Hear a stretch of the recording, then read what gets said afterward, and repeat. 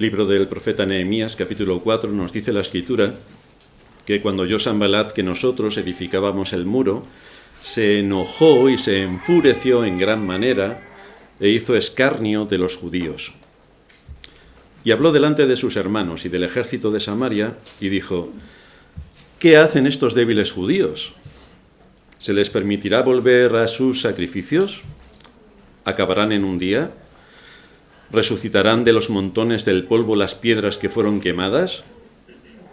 Y estaba junto a él Tobías amonita, el cual dijo: lo que ellos edifican del muro de piedra, si subiese una zorra, lo derribará. Oye, oh Dios nuestro, que somos, dice Nehemías, que somos objeto de su menosprecio, y vuelve el baldón de ellos sobre su cabeza, y entrégalos por despojo en la tierra de su cautiverio. No cubra su iniquidad, ni su pecado sea borrado delante de ti, porque se airaron contra los que edificaban. Edificamos pues el muro, y toda la muralla fue terminada hasta la mitad de su altura, porque el pueblo tuvo ánimo para trabajar.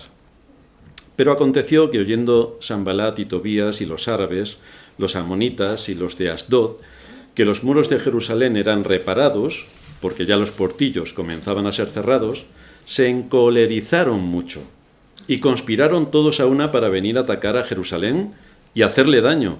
Entonces oramos a nuestro Dios, y por causa de ellos pusimos guarda contra ellos de día y de noche.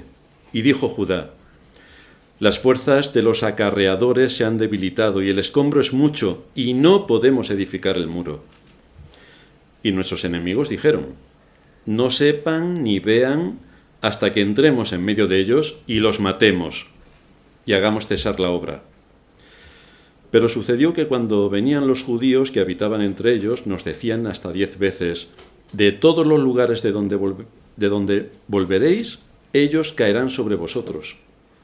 Entonces, por las partes bajas del lugar, detrás del muro y en los sitios abiertos, puse al pueblo por familias, con sus espadas, con sus lanzas y con sus arcos. Después miré y me levanté y dije a los nobles y a los oficiales y al resto del pueblo: no temáis delante de ellos. Acordaos del Señor, grande y temible, y pelead por vuestros hermanos, por vuestros hijos y por vuestras hijas, por vuestras mujeres y por vuestras casas. Y cuando oyeron nuestros enemigos que lo habíamos entendido y que Dios había desbaratado el consejo de ellos, nos volvimos todos al muro, cada uno a su tarea. Desde aquel día la mitad de mis siervos trabajaba en la obra, y la otra mitad tenía lanzas, escudos, arcos y corazas, y detrás de ellos estaban los jefes de toda la casa de Judá. Los que edificaban en el muro, los que acarreaban y los que cargaban, con una mano trabajaban en la obra y en la otra tenían la espada. Porque los que edificaban, cada uno tenía su espada ceñida a sus lomos, y así edificaban. Y el que tocaba la trompeta estaba junto a mí. Y dije a los nobles y a los oficiales y al resto del pueblo: la obra es grande y extensa, y nosotros estamos apartados en el muro lejos unos de otros. En el lugar donde oyereis el sonido de la trompeta, reuníos allí con nosotros. Nuestro Dios peleará por nosotros.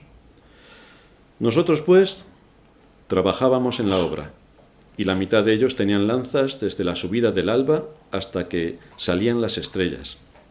También dije entonces al pueblo: cada uno con su criado permanezca dentro de Jerusalén, y de noche sirvan de centinelas y de día en la obra. Y ni yo, ni mis hermanos, ni mis jóvenes, ni la gente de guardia que me seguía, nos quitamos nuestro vestido. Cada uno se desnudaba solamente para bañarse. Cuando estudiamos la historia de la redención, podemos ver que en la cruz Cristo venció a los 3 enemigos del hombre. Los israelitas pensaban que llegaría en un caballo blanco como gran general para exterminar al imperio romano. Y esto es así como la cristiandad entiende a veces que llegará nuestro Señor aquí para hacer no sé qué cosas. Pero el hecho es que el Señor venció a la muerte, venció al pecado y venció a Satanás. Estos son los enemigos a los que Cristo vino a vencer. Venció a la muerte porque su resurrección acabó con el dominio que ya tenía sobre el ser humano. Resucitó venciendo la muerte. Acabó con el pecado porque en la cruz Cristo pagó por la culpa que la ley imputa a sus elegidos. Por lo tanto, somos limpios por medio del sacrificio de Cristo. Y también venció a Satanás, porque por medio de su muerte nuestros pecados son perdonados, por medio de su resurrección somos justificados delante de Dios. Esta es la obra completa de la redención que Cristo llevó a cabo en la cruz. Todo esto implica que el dominio que Satanás obtuvo tras la caída está en constante retroceso. Ya hemos visto, como se nos ilustraba en el libro de Apocalipsis, que Satanás fue arrojado a la tierra con 1/3 de las huestes celestiales, que son aquellos ángeles caídos que le siguieron en su rebelión. Y Satanás opera especialmente en la tierra, que es donde están los seres humanos. Aquí opera, aquí tiene su campo de operaciones. Pero su reino está en constante retroceso, aunque a nosotros nos parezca que no y que el mal es abundante, que lo es. Cada vez que Dios llama a una persona a la salvación, esto va en contra del reino de Satanás que tiene en este mundo. Por lo tanto, todos los días el reino de Satanás retrocede. Pero esto le pone a Satanás en una situación bastante crítica. Y es que después de haber sido vencido en la cruz, nos decía también el libro de Apocalipsis, alegraos, oh cielos, en el versículo 12 del capítulo 12, alegraos cielos y los que moráis en ellos, ay de los moradores de la tierra y del mar, porque el diablo ha descendido a vosotros con gran ira, sabiendo que tiene poco tiempo. Así que en el mundo en el que vivimos, Satanás sabe que tiene poco tiempo y por lo tanto va a hacer todo lo posible por destruir lo más que pueda durante el tiempo que le quede. Pero esto no debe sorprenderlos, no debe sorprendernos, porque ese es su estado natural. El Señor dijo de él que era homicida y mentiroso y esa es su actividad principal en este mundo.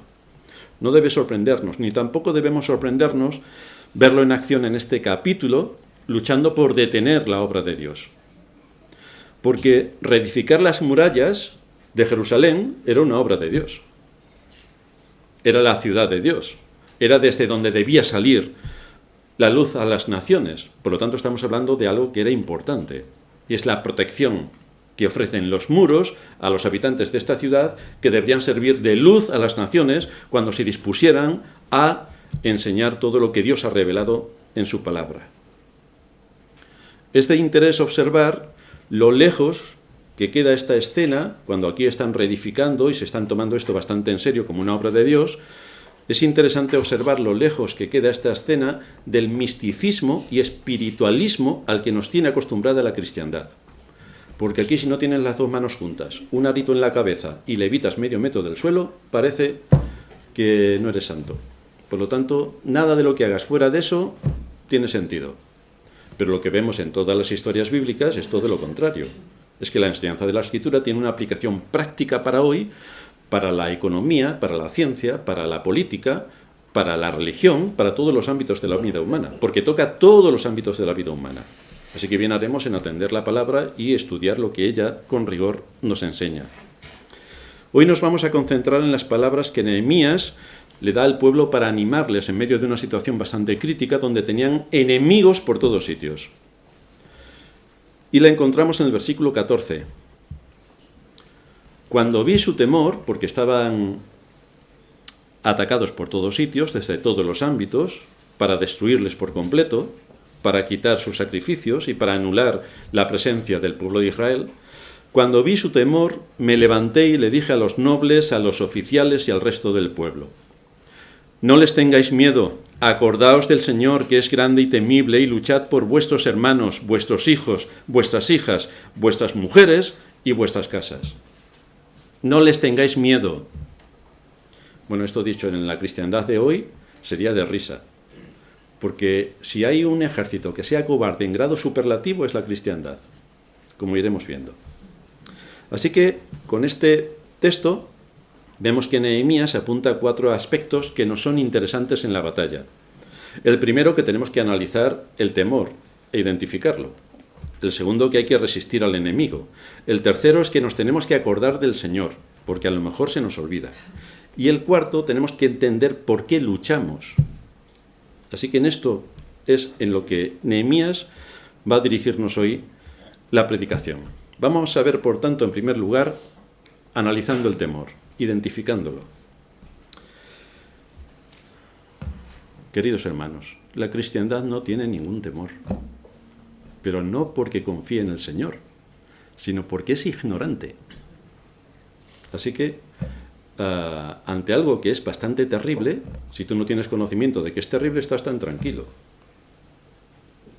Ante el furor y el hambre que tiene Satanás, que está como león rugiente mirando a quién devorar, si uno no sabe lo que es un león, pues pensará que es un gatito que le puede acariciar sin ningún problema y dormir incluso con él. Así que el temor en la cristiandad prácticamente no existe debido a la colosal ignorancia que le invade. Precisamente, el pueblo de Dios debería tener identificado a sus enemigos. Debería tener identificado el engaño. Debería tener identificada la mentira. Debería conocer cuáles son sus distintivos cristianos. Y para ello, por supuesto, debería conocer con precisión qué es lo que enseña la palabra de Dios. Pero nada de todo eso ocurre en la cristiandad. Nada de todo eso ocurre. El hecho es que Dios no opera a través de milagros para extender el Evangelio. No. Ni tampoco opera a través de milagros para detener el mal. Tampoco. Ni desde luego opera a través de milagros para contraargumentar acerca de la falsa ciencia que nos invade por doquier. Ni tampoco opera a través de milagros para evidenciar el sutil engaño místico que se produce desde dentro de la cristiandad, sino que Dios utiliza instrumentos humanos. Nosotros podemos ser instrumentos humanos si tenemos un cabal conocimiento de lo que enseña Dios en su palabra y defendemos con rigor todo lo que aquí se expone. Pero para eso hay que dedicarle bastante tiempo, hay que profundizar en las Escrituras, hay que adquirir discernimiento y hay que aplicar todo esto en el mundo que nos envuelve. Todos los verdaderos creyentes tenemos la responsabilidad de estar integrados en verdaderas iglesias. Fijaos lo que acabo de decir, por un matiz. Todos los verdaderos creyentes deberían estar integrados en verdaderas iglesias. Así que esto es importante, que no lo perdamos de vista. Verdaderos creyentes, verdaderas iglesias, porque las verdaderas iglesias se componen de verdaderos creyentes. Es desde la iglesia donde podemos ser instruidos en la verdad, donde podemos conocer e identificar al enemigo, y desde donde podemos llevar a cabo nuestra función en el mundo y en la época que nos ha tocado vivir. Sin embargo, se ha retorcido tanto esta enseñanza de lo que tiene que ver con la Iglesia, la doctrina de la Iglesia, la importancia de la Iglesia y el propósito de la Iglesia, se ha retorcido tanto esta enseñanza que en vez de asumir que la Iglesia debe ser columna y baluarte de la verdad, la Iglesia en la cristiandad es una ONG. Es como si tenemos una fábrica para fabricar microchips y nos dedicamos a fabricar fideos. No sé yo si los fideos en un teléfono inteligente pueden funcionar pasando la corriente. Yo creo que no. Pero según la cristiandad y el plan que tienen, ellos están convencidos de que los fideos pueden pasar la corriente sin ningún problema. Así que en vez de ser la Iglesia columna y baluarte de la verdad, desde donde se irradia la luz al mundo que nos rodea, muchos asumen que la Iglesia es una ONG, por supuesto, que debe dar todo tipo de ayudas y beneficios sociales y económicos a todos los que se acerquen, y a la vez se olvidan de que la Iglesia se nutre de las ofrendas de los suyos para dar respuesta a las necesidades que conlleva el anunciar el Evangelio, no darle de comer a la gente del tercer mundo. Ese no es el papel de la Iglesia, es anunciar el Evangelio, y es inquirir en las Escrituras para formar las conciencias de los miembros de la Iglesia y que se preparen y equipen para la gran lucha que tenemos por delante, todos los días. Para esto sirven los diezmos. Este es el compromiso que cada verdadero creyente debe asumir en obediencia a Dios y ser consecuente con la responsabilidad que la Escritura le asigna. No debemos aportar más si no queremos, pero tampoco menos si queremos. Entonces esto es lo que nos marca la Escritura. Pero la cristiandad asume que Dios les tiene que ayudar. Ahora, ellos no mantienen constancia en la oración. ¿Para qué? Mientras que la Escritura dice orad sin cesar, la cristiandad ora solamente cuando las cosas se ponen mal. Otros asumen que la fe tiene que ser irracional y entonces hacen todo por fe, creyendo en supersticiones, como lo que estaba comentando Sorín acerca del libro de Apocalipsis, que es fantasías animadas de ayer y hoy llevadas a Hollywood y plasmadas en la Escritura. ¿Pero de verdad la gente se lo cree? Pues sí, la gente se cree las fantasías animadas de ayer y hoy. Otros creen que la adoración debe ser un musical de Disney, porque eleva el espíritu. Imaginaos aquí si tenemos a Mickey Mouse, el Pato Donald y todo lo demás, cantando canciones evangélicas. Esto sí, claro, hombre, encima si cantan canciones del mundo, diríamos, esto no puede ser. Pero si cantan canciones evangélicas, fantástico. El Pato Donald cantando... Señor mi Dios, esto es ya lo más de lo que uno puede esperar. Y lo bien que no lo pasaríamos aquí, todos moviéndonos con este tipo de historias de Disneyland, pero otros asumen que, como el mismo Pablo decía, las muchas letras te vuelven loco, así que no tienes que estudiar, porque entonces te puede volver loco las letras. Cuanto más ignorante seas, mucho mejor. En algunas iglesias, desde luego, le aconsejan a sus miembros que sus hijos no vayan al colegio, ni aprendan nada. ¿Para qué? Si al final nos vamos a morir. Claro, por esa regla de 3, cualquiera hace algo. Pero esto no es lo que enseña la Escritura. Así que lo que nos encontramos es que la cristiandad tiene un desconocimiento estratosférico de las Escrituras. Y por lo tanto, como no saben cómo se aplica, pues viven dependiendo de cómo van las modas y las olas dentro de la iglesia y fuera, arrastrados de acá para allá. Y esto se nota rápidamente en la adoración. Entras a una iglesia y en los 2 primeros minutos sabes cómo está esa iglesia solamente por ver cómo adora. Y como adora tipo Disney, pues nada, estamos en Disneyland. Qué bonito. Y lo bien que lo vamos a pasar. Los niños sobre todo. Pero es que así atraemos a los niños y así se sienten contentos. Claro, los demás pueden tener el cerebro al nivel del 0, pero no importa, porque como tenemos fe, según ellos, todos iremos al cielo, según ellos. Luego les dirán, bienvenidos al infierno, con Disney y todos los demás. En estos ámbitos trabaja el enemigo. En estos ámbitos trabaja. Hace creer que no es necesario que aportemos el diezmo, porque nos hace falta a nosotros, queridos hermanos. No es necesario orar, porque como todos sabemos que Dios cumplirá su voluntad en los cielos y en la tierra, ¿para qué voy a orar? Además, ¿para qué voy a orar si lo que pido en oración no se cumple? Claro, porque tenemos al mago de Aladino que tiene que hacer nuestra voluntad. Nosotros la de Dios no. No. Es Él quien tiene que hacer nuestra voluntad. Entonces, ¿para qué vamos a orar? Desde luego no hace falta ser instruidos en las Escrituras, porque mejor es un culto musical, porque me llena más. Claro, esto es como si gana el Madrid ayer. El año que viene ya no me acuerdo de si ganó el Madrid o perdió. Además es que me da igual, porque es algo emocional, pero no tiene sustento. Pero aquí hablamos de algo que es un sustento, que es una convicción, que es una seguridad sobre algo que es trascendente. Pero esto se equipara si gana el Madrid, el Barça o no sé qué otro equipo, que es algo todo emocional. Pues así, los cultos son también emocionales. Lo cual evidencia que tenemos una cristiandad ignorante. Desde luego esto tampoco lo puedes decir, porque todos se saben el primer mandamiento, que como todo el mundo sabe es amarás a Dios sobre todas las cosas, según la Iglesia Católica, que la Iglesia Evangélica también se lo cree. Por tanto, no son conscientes de la batalla.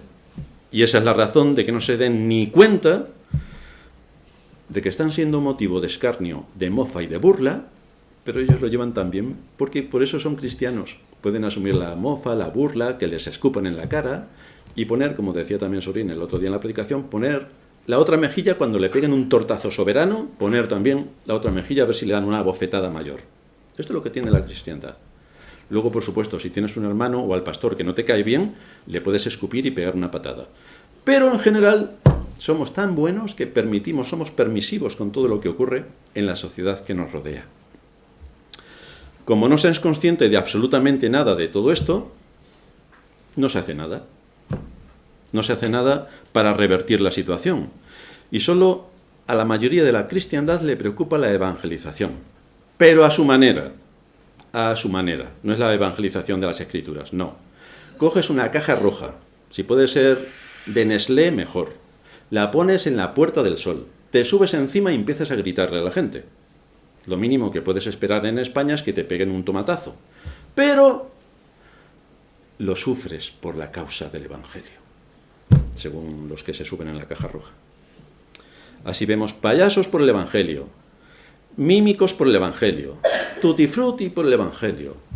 Es decir, luego se quejan de que sirven de mofa y escarnio, pero vamos, si haces el payaso, lo normal es que se rían de ti. Y así estamos en la cristiandad. Todo esto está tan alejado del conocimiento y de cómo afrontar las batallas que tenemos por delante con inteligencia, que es como si nos vamos a la guerra equipados con florecillas silvestres y al otro ejército que tiene misiles, tanques, aviones de combate, helicópteros. Le echamos florecillas y le decimos, ¡ay, qué bien se vive en este mundo! ¿Tan contentos estamos? ¿Vosotros habéis visto algún ejército que se dedique a tirarle florecillas al enemigo? Pues así está la cristiandad, tirándole florecillas al enemigo. Claro, en medio de esta batalla, pues ya os podéis imaginar lo que hace el enemigo. Y ya os podéis imaginar entonces en qué nivel está la cristiandad. Es en este contexto también que Nehemías se está moviendo, como hoy, el buenismo en grado superlativo. La simple expresión de Tobías amonita cuando dijo, lo que ellos restauren, una zorra lo derribará, muestra lo que pensaban sobre el pueblo de Dios. Y desde luego tenían toda la seguridad de que no prosperarían porque llevaban 140 años para edificar las murallas y no habían hecho nada, pues evidentemente tenían bastantes antecedentes para pensar que todo seguiría igual con los vagos y cobardes que había en medio del pueblo de Israel. Y esto no es muy diferente de lo que pasa en nuestros días, donde vemos que la Iglesia es irrelevante y es objeto de mofa y escarnio y de burla y de contar chistes contra la Iglesia y de hacer todo tipo de payasadas contra la Iglesia y no pasa nada. Contra los musulmanes no lo hacen, porque el primero que levante la voz le cortan el cuello, así que un poco de respeto, que es lógico que se tenga respeto. Pero la cristiandad, como somos todos tan buenos, pueden ultrajarnos, pisotearnos, blasfemar el nombre de Dios, escupir contra Dios, no pasa nada, no pasa nada. A esto también se le añade el individualismo de nuestra época, que provoca un atentado contra la autoridad, donde se cuestionan todas y cada una de las decisiones que la autoridad tome. Todo se cuestiona. Así que el pastor, por supuesto, como autoridad dentro de la Iglesia que es, debe sumarse al relato oficial si no quiere verse vapuleado, atacado e insultado. Ahora, si el pastor es guay, si va a favor de los guays, si va a favor de la ideología de género, porque todos somos hermanos, y se va a favor de todos los colorines que en nuestra época se pintan, entonces tenemos un pastor que atrae a las masas. Ahora, como te enfrentas a todo lo que hay como buen protestante y protestes, entonces hay que darle al pastor por todos los sitios imaginables y más allá. Así que, cuando el pastor se dedique a defender la vida, la libertad y la propiedad, principios claramente establecidos en las Escrituras, vamos a ver si lo machacamos. Esto es lo que piensa la cristiandad. Porque no va de acuerdo a la moda social que nos invade, va en contra. Pero es que la Escritura siempre va en contra. Porque el mundo, lógicamente, sirve a Satanás, su padre. Y nosotros, como pueblo de Dios, servimos a nuestro Padre Celestial. Por lo tanto, los principios, los valores y las metas son completamente distintas. Pero la cristiandad no lo ve así. Tenemos un ejército extraordinario de soldados que no son precisamente valientes. No. En vez de asumir sus responsabilidades contra el mundo engañoso y servil, se unen para atacar al pastor que protesta. Se unen al relato oficial y se unen al cuento que cuentan los cuentistas profesionales, tanto dentro como fuera de la Iglesia. Así tenemos a la Iglesia sirviendo al engaño y a la mentira, porque es exactamente lo que están haciendo. Ya si hablamos de la Iglesia Católica, no podemos ni parar en los próximos 500 años, o la ortodoxa. Pero la Iglesia evangélica, si empezamos a hablar, no paramos. Esta es, en algún sentido, la escena que encontramos en nuestro texto. Y esta es la triste realidad que hoy día nos embarga. Oye, oh Dios, dice Nehemías en el versículo 4, oye, oh Dios nuestro, que somos objeto de su menosprecio, y vuelve el baldón de ellos sobre su cabeza, las injurias de ellos, vuélvelas sobre su cabeza, y entrégalos por despojo en la tierra de su cautiverio. No cubra su iniquidad ni su pecado sea borrado delante de ti, porque se airaron contra los que edificaban. Qué poco amor tiene Nehemías, diría la cristiandad. Qué poco amor. No se identifica con esta gente que está alrededor intentando masacrar a su pueblo. No, qué poco amor demuestra. Después de describir esta realidad, vamos a ver las palabras que Nehemías le da al pueblo para animarles en la batalla y para continuar lo que es realmente una obra del Señor, aunque a muchos les pareciera una obra mundana, porque fíjate, edificar una muralla es mundano totalmente. Pero Nehemías lo identifica con una obra de Dios. En segundo lugar, hay que resistir al enemigo. No les tengáis miedo. ¡Luchad! Nehemías vio necesario exhortar al pueblo de Dios por una razón. Porque percibía el miedo que les había sobrecogido cuando oyeron a sus enemigos burlarse de ellos. Les invadió el pavor. ¿Qué dijeron los enemigos? Así empieza el capítulo 4. Cuando oyó Sanbalat que nosotros edificábamos el muro, se enojó y se enfureció en gran manera e hizo escarnio de los judíos. Bueno, es lo que hacen si predicas el verdadero evangelio, incluso entre los que se llaman creyentes. Es motivo de burla, de escarnio y de todo tipo de barbaridades. Ah, que eres reformado, tú vienes entonces de los calvinistas, ¿no? Calvino, que tenía cuernos y rabo y echaba humo por las orejas y tenía la cara roja. Pero no era indio. Bueno, sí, pues los primeros que se ríen son los cristianos, que como ya he dicho en otras ocasiones, resulta que sus padres son los reformadores, y no quieren saber nada de los reformadores, tienen ya otras ideas. Por favor, que se cambien de nombre, que se pongan, no sé, reptilianos o lo que sea, pero que no se llamen evangélicos, porque no lo son. Y habló delante de sus hermanos y del ejército de Samaria y dijo, Sanbalat, ¿qué hacen estos judíos débiles? ¿Se les permitirá volver a ofrecer sus sacrificios? ¿Volveréis a poder reuniros para alabar a Dios de acuerdo a su palabra? ¿Acabarán en un día toda esta obra que llevan 140 años sin poder levantar nada? ¿Resucitarán de los montones del polvo las piedras que fueron quemadas? Y estaban junto a él Tobías amonita, el cual dijo, lo que ellos edifican del muro de piedra, si subiera una zorra, lo derribará. Eso es lo que pensaban de los judíos. Estas palabras llegaron a oídos de todos ellos y evidentemente les causó temor. Y ante esto Nehemías es cuando les exhorta, no les tengáis miedo, no les tengáis miedo, no les tengáis miedo. Sabéis que ahora, según las leyes de nuestro país, puede venir aquí cualquiera, interrumpir el culto y hacer lo que le dé la gana, y nosotros, claro, no podemos hacer nada porque somos cristianos. Bueno, espero que no pase nadie por aquí, porque entonces vas a ver quién es Boni. Así que esto es un aviso. Espero que también muchos me ayuden, porque yo solo no voy a poder. A ver, yo voy el primero, pero si no tengo un equipo detrás, no hacemos nada. Pero no estoy muy seguro de que si esto se hubiera producido en nuestra época, la cristiandad habría atacado más bien a Nehemías que a los que les iban a invadir a ellos. Porque fijaos, nuevamente, qué falta de amor al prójimo que tenía Nehemías. Qué falta de sometimiento a la autoridad que en aquel momento más o menos quería dominar toda aquella escena. Qué falta de sometimiento a la autoridad. Pero si dice la Biblia que nos sometamos a las autoridades, en aquel tiempo, bueno, pues aquellos eran en parte autoridades. ¿Por qué no someterse a esas autoridades que más o menos estaban por allí pululando? ¿Por qué se iban a complicar la vida si al final de cuentas 140 años sin murallas y todavía estaban vivos algunos? Podían seguir otros 140 años más y no tenían que hacer grandes cosas ni enfrentarse a todo lo que esto suponía. ¿Por qué les iban a llevar la contraria a todas aquellas tribus que había alrededor y generar ahí una situación de tensión en la que algunos morirían? ¿Para qué vamos a morir por esto? Bueno, las murallas están derribadas, pero no pasa nada. Seguimos adelante. Nosotros confiamos en Dios.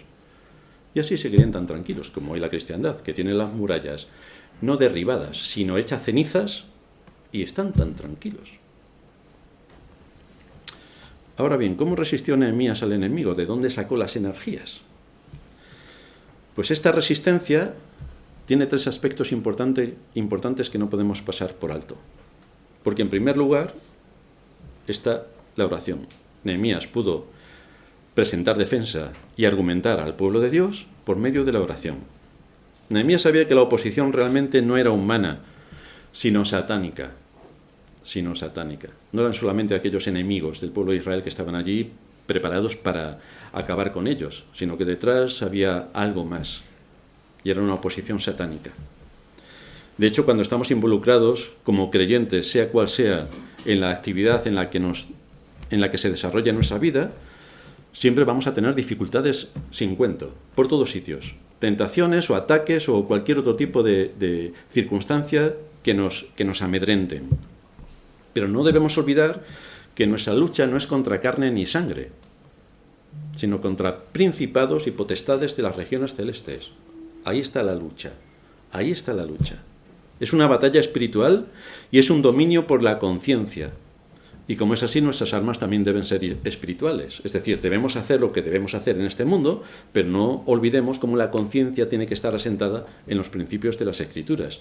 De ahí que Nehemías clama a Dios en el versículo 4. Oye, oh Dios nuestro, que somos objeto de su menosprecio, y vuelve el baldón o la injuria. Voy a empezar a leer que me estoy trabucando. Oye, oh Dios nuestro, que somos objeto de su menosprecio, y vuelve el baldón o la injuria de ellos sobre su cabeza, y entrégalos por despojo a la tierra de su cautiverio. Escúchanos y trae el mal que ellos quieren sobre nosotros, tráelo sobre ellos, que reciban la paga de su pecado. Algunos deberían tomar nota del carácter de este hombre para actuar en medio de la batalla, porque es un carácter bastante contundente, bastante firme.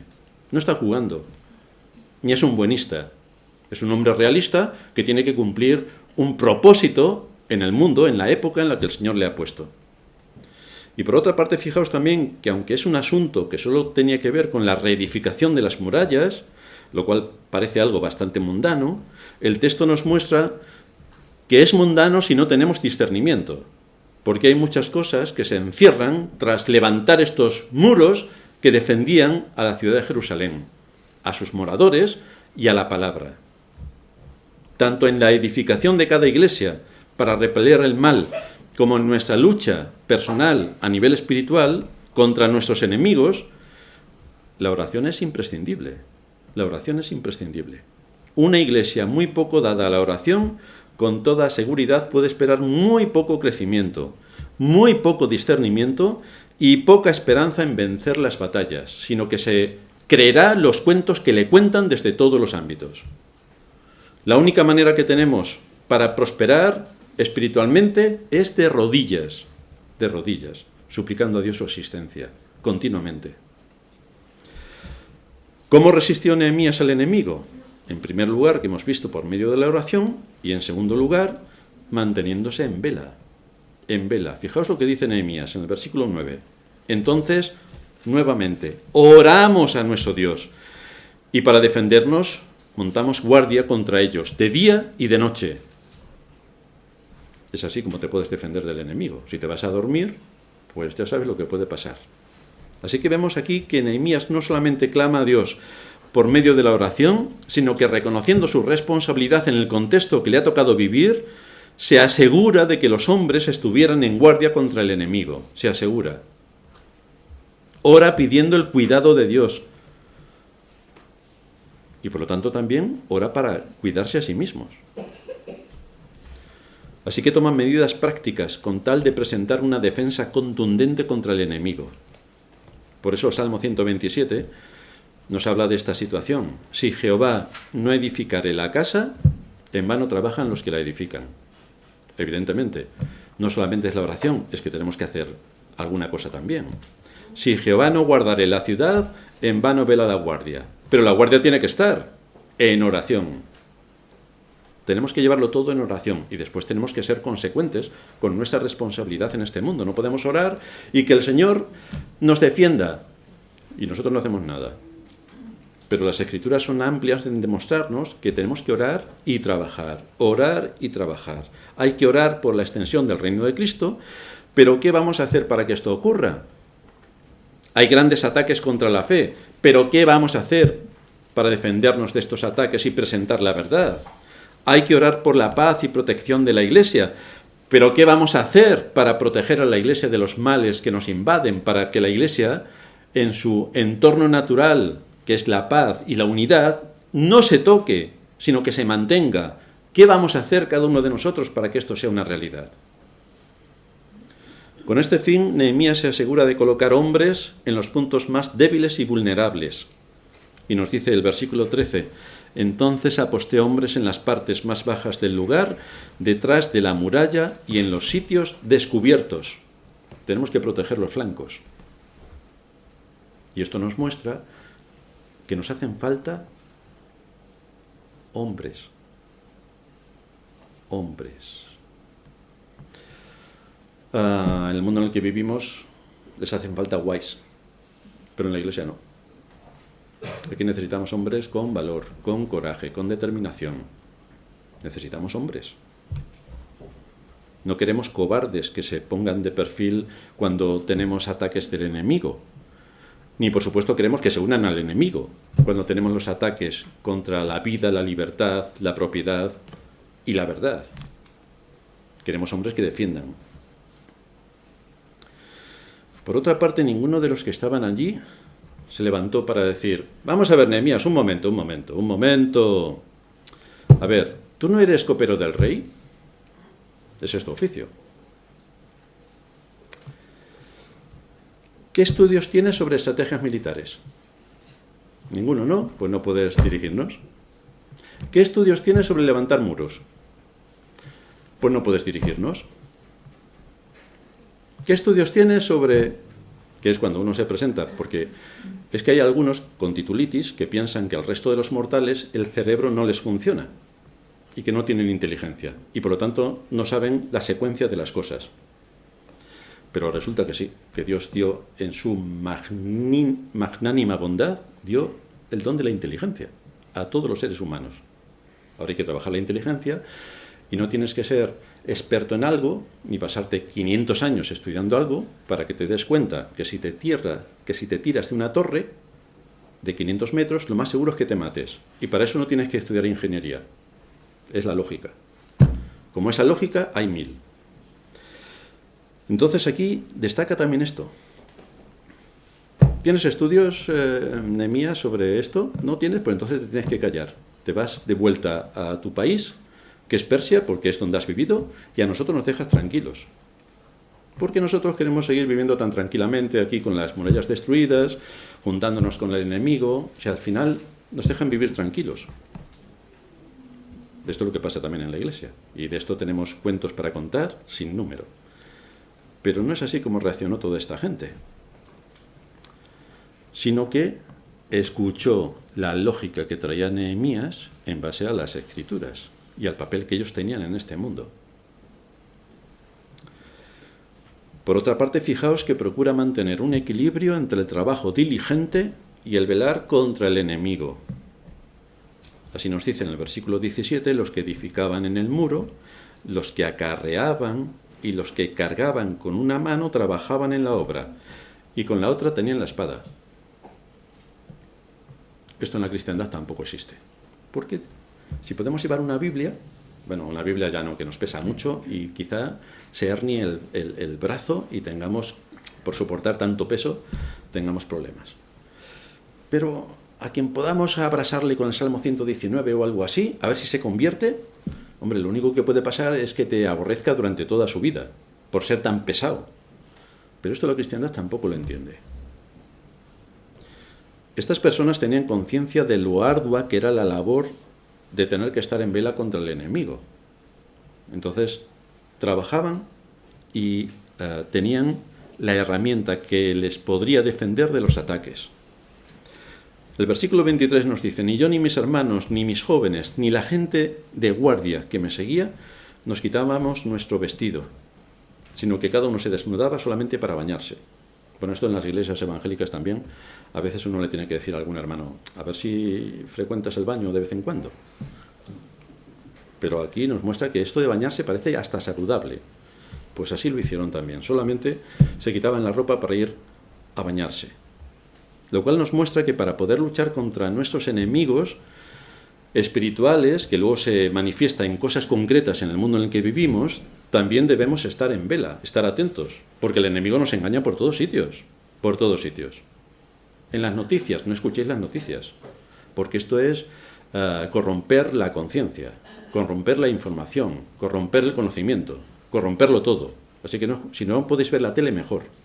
O si la tenéis de adorno, como muchos tienen la Biblia, mejor. La tele de adorno, porque todo lo que pueden mostrarnos no tiene nada que ver con la verdad.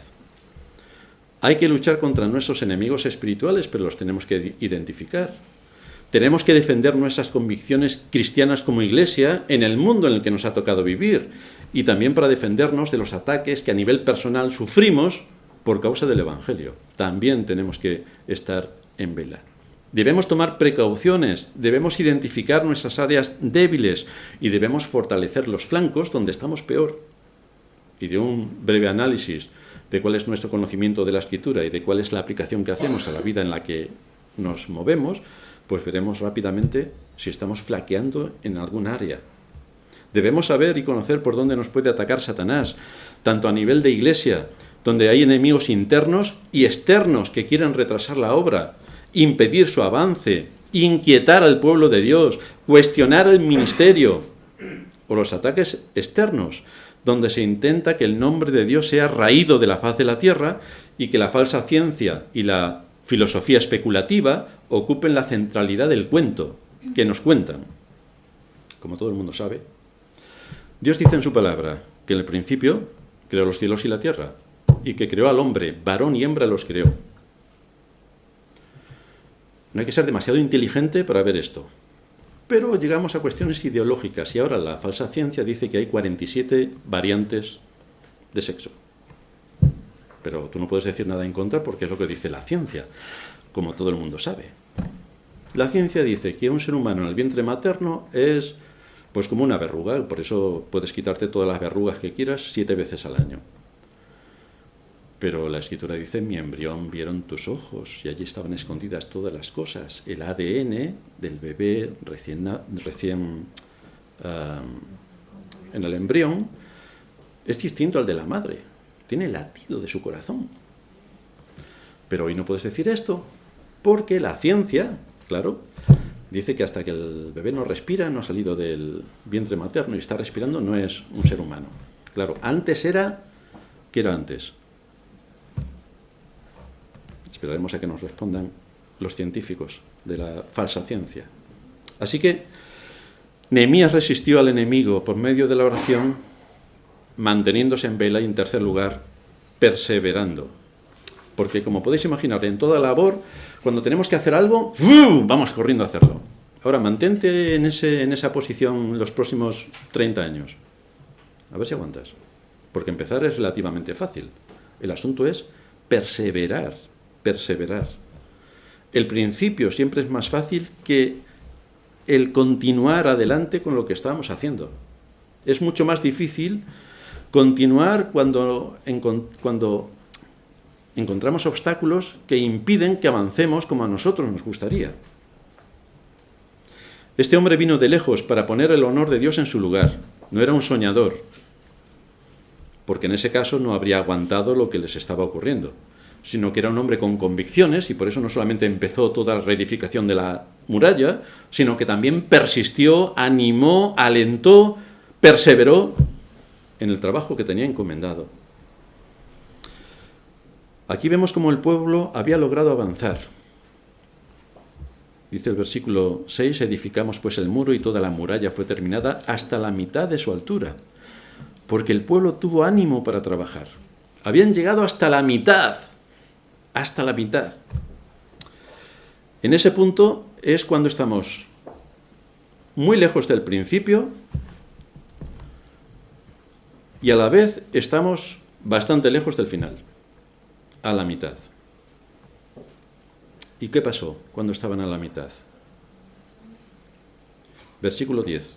Y dijo Judá: las fuerzas de los acarreadores se han debilitado y el escombro es mucho y no podemos edificar el muro.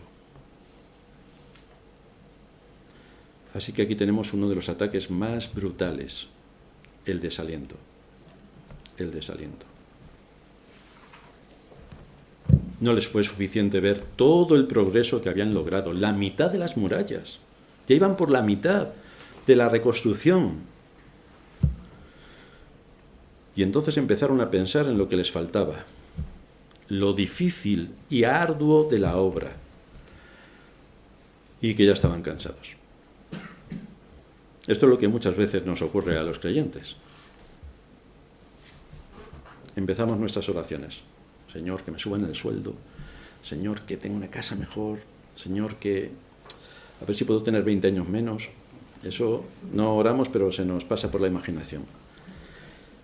Señor, a ver si puedo tener esto o lo otro. Ay, si tuviera aquello. Ay, si tuviera lo de más allá. Ay, si viviera al lado del mar. Ay, si tuviéramos una iglesia gigantesca. Ay, si tuviéramos...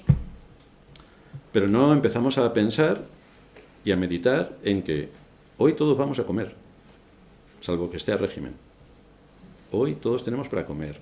Hoy todos tenemos nuestras casas a las que vamos a ir tranquilamente y estar en un entorno agradable. Hoy todos dormiremos tranquilamente en nuestras camas. No vamos a tener ningún ataque de no sé qué enemigo para inquietarnos ni para no dormir tranquilos. Podemos andar por la calle tranquilamente, tenemos ojos para ver todo lo que nos rodea, tenemos más o menos buen estado de salud. De todo esto no damos gracias. Solamente estamos, ¿y si tuviera aquello? Entonces sería feliz. ¿Y si tuviera lo otro? Entonces sería feliz. Entonces. Y esto le pasó a este pueblo. El asunto es que Nehemías era un hombre perseverante. Y él sabía que lo más importante en la obra de Dios es que se concluyera. Pero para concluir una obra tienes que ser perseverante y aguantar tormentas y todo tipo de dificultades hasta que llegues a la meta. Por eso decíamos que lo importante no es iniciar la obra, sino continuar en medio de los ataques. Hay muchos, sobre todo en Estados Unidos, cuya profesión es plantar iglesias. Es como mi tío era hortelano y plantaba cebollino. Entonces eso es fácil. Clic, clic, clic, clic, clic, clic, clic. Y estos que se dedican a plantar iglesias, no sé, es que van por los pueblos y plantan iglesias como se planta el cebollino. No lo puedo entender. Pero según ellos sí, porque esa es su profesión. Esto es para tomárselo en serio, por lo que esto supone de burla. Pero de hecho, aquí encontramos a estos judíos que son motivo de burla, que les afectan las amenazas, que ahora les llega el desaliento. Y Nehemías veía todo aquello como instrumentos que el diablo estaba usando para lograr su meta. Frenar la obra, frenar la obra, frenar la obra. ¿Qué pasa si tenemos nosotros que edificar y la mitad dice, bueno, la mitad no, en el caso de los judíos todos dicen, pues estamos cansados, ahí te queda, Nehemías. Estamos cansados, ahí te queda, pastor. Pues ya me contaréis qué vamos a hacer. Es que todos pensamos que el pastor es un superhombre y que hace de todo. Toca el órgano, canta, pasa la ofrenda, limpia y nos predica. Pero es que eso no es así. Es que dentro del cuerpo de Cristo, Él ha puesto a cada uno dentro del cuerpo como el Espíritu Santo quiso y cada uno tiene que hacer la labor encomendada. Todos nos debemos los unos a los otros y para que todo funcione, todos tenemos que trabajar y colaborar. Y nuestros enemigos dijeron, no sepan ni vean hasta que entremos en medio de ellos y los matemos y hagamos cesar la obra. Si piensas que los enemigos de la Iglesia no tienen esas intenciones, es que vives en Disney, que todo es fantástico. Aquí no se trata de que estamos cansados, estamos desalentados, estamos desmotivados. Es que nos están atacando. Es que nos están atacando. ¿Qué hizo Nehemías? Se desalentó Nehemías, dijo, vaya cuadrilla de cobardes que tengo y de vagos que se cansan por todo y con todo hay que tirar de ellos. ¿Se dejó llevar por las quejas de un pueblo cansado y atemorizado? Pues el versículo 21 nos dice: nosotros pues trabajamos en la obra, y la mitad de ellos tenían lanzas desde la subida del alba hasta que salían las estrellas. Es decir, les animó y les alentó para que mantuvieran su posición y estuviesen haciendo lo que tenían que hacer. La obra continuó adelante, porque Nehemías era consciente del peligro que había a su alrededor. Y nosotros tenemos enemigos a nuestro alrededor. ¿Cuáles son los enemigos que tenemos en nuestros días? Pues uno de los grandes enemigos es la inercia que conlleva el camino ancho. Vivimos en una cultura que lleva su ritmo. Es una apisonadora. ¿Y qué hace el cristiano ante esta apisonadora? Pues en general la cristiandad, no digo el cristiano, pero la cristiandad va también con la apisonadora. No presenta ninguna alternativa de nada y se une a todo lo que se puede unir porque tenemos que dar ejemplo. Claro, si dar ejemplo es hacer lo que hace todo el mundo, bastante ejemplo estás haciendo. Pero así va la cristiandad, dando ejemplo. Una sociedad que le ha dado la espalda a Dios y que ridiculiza su nombre. La cristiandad está tan tranquila y tan cómoda porque esto ocurra. Una sociedad en la que se ha introducido la perversión en los entornos académicos, donde ha logrado corromper las fuentes del conocimiento. Pero la Iglesia, esto de la ciencia no va con ellos. Esto es de otro mundo. Nosotros somos espirituales, que quieren decir espiritualoides. Pero así están tan contentos. Lo peor es que esta corrupción también se ha introducido dentro de la Iglesia para corromper la enseñanza de la Escritura. Y como todos bien sabéis, ¿a quién le importa que se predique la palabra si se puede cantar? Exposiciones. Recuerdo una anécdota de un pastor conocido que le dijo a su congregación: bueno, si hoy nos da tiempo tendremos 15 minutos de predicación. Y no dio tiempo. Vaya. Porque se pusieron a cantar los niños, los grandes, una poesía, después salió la abuelita contando lo que ella hacía cuando era pequeñita, luego salió otra señora contando lo que supuso una paella el jueves, y claro, 2 horas después ya no había tiempo para la predicación. Y lo bien que lo pasamos, pero nadie se acuerda de lo bien que lo pasó ya, realmente, ni los detalles. Falta la enseñanza fundamental, por lo tanto, ¿quién domina la conciencia y quién forma la conciencia? Nadie. ¿Y a quién le importa? A la cristiandad no. Si la fuente queda contaminada, ¿qué puede pasar? Pues la luz que debería salir de la Iglesia, como debía salir de Jerusalén, está completamente apagada. Solo hay actividades musicales, entretenimientos diversos, pero esto es contrario a la necesidad del Espíritu. Y por tanto, en vez de que la Iglesia sea luz y forme a su gente para enfrentarse en las batallas, es oscuridad para plegarse a la mentira del mundo y dejar que las iglesias corran tan contentas con todo lo que el mundo hace, sin problemas. Desde luego Nehemías no tuvo miedo de sus enemigos, ni a los de fuera ni a los de dentro. Continuaron la obra, y esta fue la mejor respuesta al desaliento. Nehemías rehusó darle al enemigo lo que el enemigo quería para parar la obra, costara lo que costara, porque Nehemías tenía la firme convicción de terminar la obra. Me voy a saltar el último punto porque no nos da tiempo, pero me voy a ir a la conclusión, a las aplicaciones. ¿Cómo lucha Satanás para derribar la obra de Cristo? Que Satanás no está en el mundo. Bueno, está por ahí pululando, pero a nosotros no nos afecta porque como somos una iglesia, no nos toca. Pues lo hace afectando a la adoración, afectando a la enseñanza y afectando a la comunión. Trabaja arduamente trayendo división en las iglesias. Ese es uno de sus focos favoritos. Los que se han ido, por ejemplo, de nuestra iglesia dicen: no me voy por la doctrina. Entonces te vas porque eres un egoísta, te vas porque eres un altanero, te vas porque eres un desobediente, te vas porque eres un insolente, te vas porque eres un orgulloso o te vas porque eres un vanidoso. ¿Por qué te vas? De estas que acabo de decir, porque si no te vas por la doctrina, ¿por qué te vas?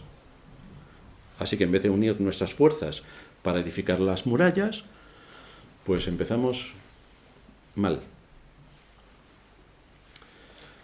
También Satanás actúa intentando derribar a sus pastores, a los pastores de la Iglesia. Y muchos de estos dicen, este pastor no me cae bien, porque predica a Cristo. Claro, a uno le podría parecer, ¿de qué quieres que predique? Bueno, yo tengo la experiencia de que me lo han dicho. No cuento nada de otros. Estábamos en el Evangelio de Juan, donde todo habla del Señor continuamente. Pero es que siempre estás predicando de Cristo. Pues, en fin, me ahorro lo que podría decirle. No me gusta que hable de cómo la sociedad nos somete. Hombre, no, que aquí estamos de buenistas. No me gusta que comente aspectos del dominio y del engaño de las élites. No, que si estamos aquí en Disney, no os preocupéis. No me gusta que me corrija. Que no, hombre, que no. Que el pastor no corrige a nadie, se le da de comer a todo el mundo. Y que cada oveja haga lo que le da la gana, según lo que enseña la Escritura. ¿Verdad que es así? ¿O no? Y en tercer lugar, lo que estábamos viendo que ocurría dentro de Israel, fomentando el desaliento. El desaliento. Somos muy pocos, dice Satanás. Somos muy pocos. Vosotros no podéis hacer nada. ¿No ves que sois 4 gatos? Bueno, con muy poca gente se revolucionó el mundo. Cuando Cristo vino cuando lo crucificaron, ¿dónde acabaron sus discípulos? Huyeron. Solamente Juan se quedó ahí con la madre del Señor y 2 mujeres más. El resto huyeron despavoridos. ¿Y si nos matan, qué? Vaya, esto es hombre con valor que defiende el Evangelio hasta el final. Y luego cuando el Señor derramó su Espíritu de una manera especial sobre sus apóstoles, ¿cuántos eran? 12. ¿Y qué han hecho esos 12 hombres en el mundo? 12. Entre millones. Y fijaos cómo el Evangelio ha llegado hasta nosotros. Así que no importa que seamos pocos, porque el Señor se nutre de pocos, porque la fuerza es suya, no nuestra. No depende de que seamos 500 millones, depende de que seamos 5, pero fieles. De eso depende.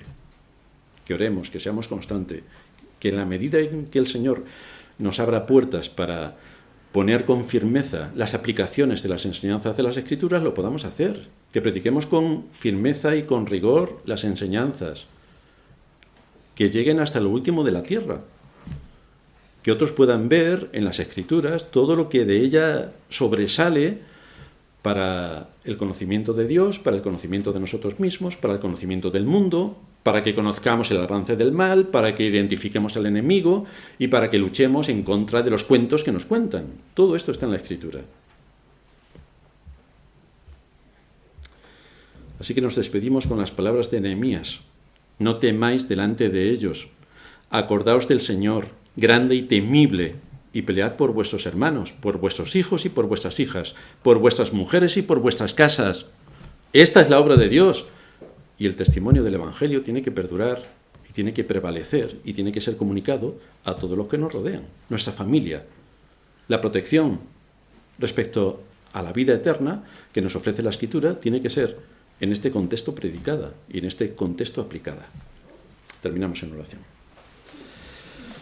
Padre nuestro que estás en los cielos, te damos gracias por mostrarnos a través de Nehemías la firmeza de un hombre con carácter y cómo no se desalentó a causa del propio pueblo de Israel y también a causa de los enemigos que continuamente querían retrasar o anular la obra. Gracias por mostrarnos también con ejemplos en nuestra época cómo el desaliento nos puede afectar y cómo tu obra puede verse frenada por causa de nuestra inactividad o por causa de nuestro miedo. Así que te suplicamos que nos hagas ser conscientes de la responsabilidad que has puesto en nuestras manos y que podamos ser consecuentes con la obra que también nos has mandado a hacer en este mundo. Ayúdanos como Iglesia a cumplir con nuestro papel de ser columna y baluarte de la verdad y defender los distintivos cristianos y las doctrinas de acuerdo a como en tu palabra se enseñan. Guíanos en todo esto en Cristo Jesús, te lo pedimos. Amén.